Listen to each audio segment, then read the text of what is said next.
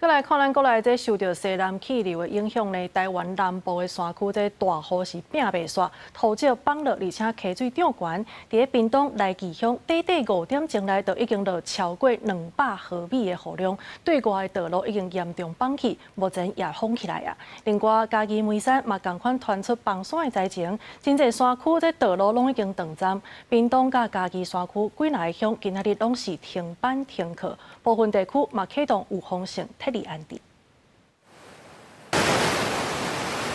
连续的大雨，甲山顶的土石冲落来，爱寮溪的溪水是真满。受到西南气流的影响，屏东的来义乡透早落大雨，对半暝开始的5点钟，就落200多毫米的雨量，造成当地对外的海南联络道出现严重的土石崩落来。来义乡公所透早8点开始封路，目前当赶紧咧抢修。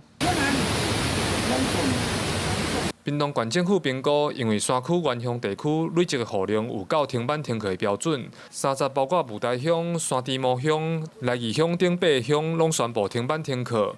屏东县府嘛进行预防性的撤离。统计到昨暝，山猪毛乡、口社甲青山、满洲乡中路村拢总78个人，今仔早起阁增加1位，目前撤离79个人。到昨天晚上应该是78了到今天早上又加了来义乡南河一个一清的。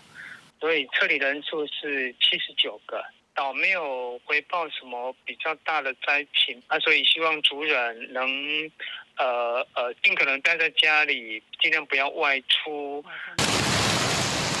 嘉义嘛是雨落袂停，土石规个冲到门骹口。嘉义梅山太和村的149号管道受到雨水影响，大路拢予土石淹去。嘉义县政府透早嘛赶紧宣布。阿里山乡、欢乐乡等5个乡30停班停课，梅山连外道路嘛因为有土石动力，目前无法度通行，提醒民众爱提早改道。记者柯炳哲综合报道。